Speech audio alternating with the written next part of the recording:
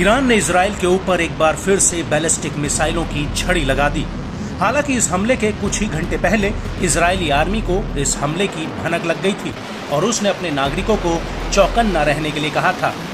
लेकिन जैसे ही ईरान ने मिसाइलें फायर करना शुरू किया, वैसे ही पूरे इजराइल में हवाई हमलों के सायरन बजने लगे और लोगों के बीच भगदड़ मच गई।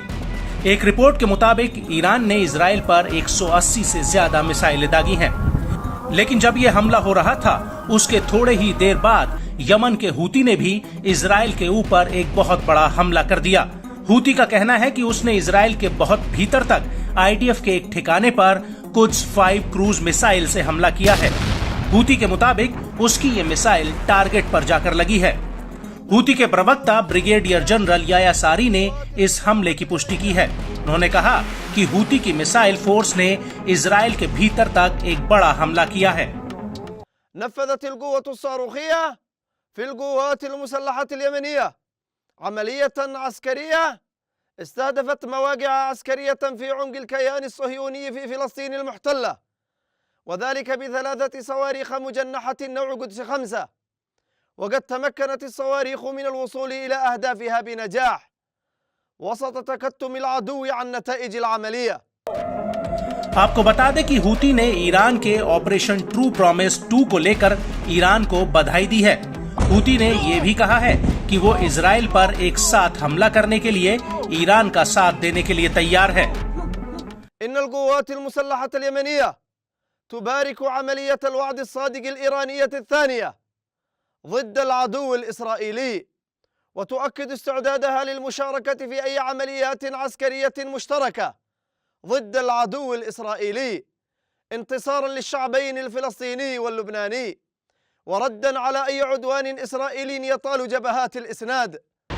लेकिन बड़ा सवाल यह है कि हूती ने जिस कुद्स 5 क्रूज मिसाइल से इजराइल पर हमला किया है, आखिर वो कितनी ताकतवर है। तो आपको बता दें कि कुद्स 5 एक लंबी दूरी की क्रूज मिसाइल है जिसकी रेंज 2000 किलोमीटर से ज्यादा है। ये मिसाइल हाई स्टेल्थ और हवा में अपना रास्ता बदलने से लैस है।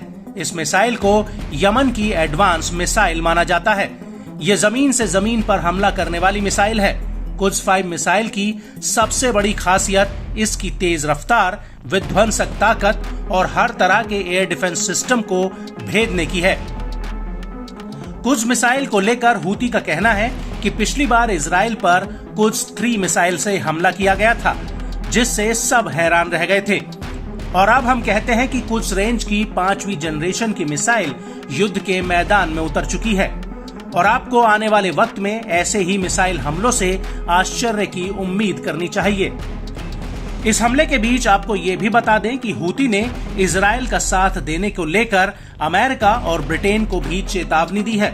हूती का कहना है कि इजराइल को लगातार समर्थन से इलाके में अमेरिका और ब्रिटेन के हित खतरे में पड़ गए हैं और हूती ने साफ कह दिया है कि वो इजराइल के खिलाफ हमलों का विस्तार करने के लिए बिल्कुल भी हिचकिचाएगा नहीं। हूती का कहना है कि जब तक गाजा में युद्ध और इजराइल से कब्जा नहीं हट जाता, तब तक उसके हमले जारी रहेंगे।